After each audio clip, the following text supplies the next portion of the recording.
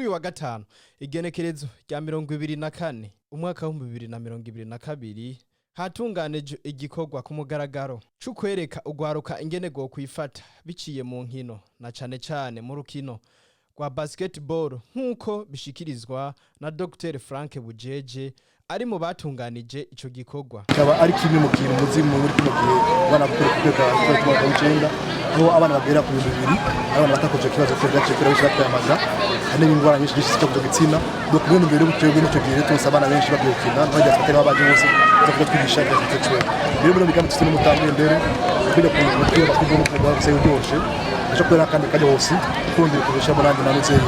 hanyuma masina nafsi kuturigisha bishobora bose kwa kwitere rero biraba aho bakobwa bonyene bene aho ngabonye n'abantu n'abanguramo ubumenyi byo kibuje ko byukuri umugambi wa baramutatu ariko twese abatatu umugambi uzobandanya kuko ni numbe twese tujya ku sport kuri federation akandika kubisha umupira w'amaboko basketball tukakata kugisha abana guhinduka bikiye mu byinshi amakuru bakwese na byinshi bitandukanye sikiricyo umunsi gusa gite ukiziva gutamira umunsi kwa miswe kirakorwa ibindi bice bitandukanye no misiri imbere hose ngora kandi bazakudukana. Kuba ivyo bikorwa vyatunganijwe ngo bije kugirira akamaro kadasanzwe kugwarukana cane kw'abigeme. Ibyo byashikirijwe na Apotre Jean Paul Manirakiza arongoye ishirahamwe ry'urukino rwa basketball mu Burundi. Murakoze cyane igikorwa cyateguriwe ku mugaragaro no kwita umugambi baje uciye mu bushikiranganji bw'ayase hamwe n'imico kama aho usanga ari ibintu conférence ho mwese ko ari hindo y'amaministeri yose avuga Faransa ari ku isi aje rigwaruka hanyuma iyo projet twarayiganiwe n'ibindi bihugu bari benshi hanyuma turayitsindira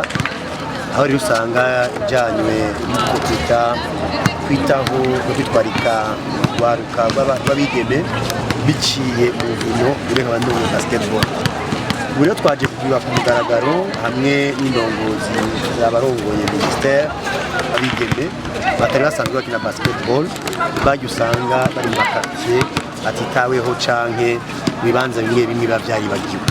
Rero uyu munsi murabona yuko amaze kuboneka abakinyi harimo n'abakoce badasanzwe bamenyerewe bajya bakoca mu equipe azwi kugira ngo nabo bigishwe gutoza abo bakinyi akarimo n'abarubitire bashashishika 2025 nabonye bariko baratozwa kugira ngo byose bigende neza bakazoza bakigishwa ibyo no kwitara santé productive byerekeye amagara cyane no kwibaruka ari nacyo tumwe twakorera projet na organisation ta ISRF naho nyene nzoza ikigisha technique ishinzwe kuyo bita Tackle Africa. Rero nibaza ko uno munsi ari kuba ku mugaragaro igikorwa mbere akandi icizero gihambaye kuri federation yacu ya basketball twagiye kubone kandi matara muri kazoza azoza gusubirira urundi rwaruka abari basanzwe bakina tukanashimira leta ikadushyigikira na conference ikadushyigikira n'abandi bantu bose bagiye barakoragora aho tuzongera twasubira nk'amatere amwe hari twamaze kwidakisha tugashaka amano tugasiga tumwe tugasiga uturangi ku matera amwe n'ibindi muri iyo projet natari niya cyane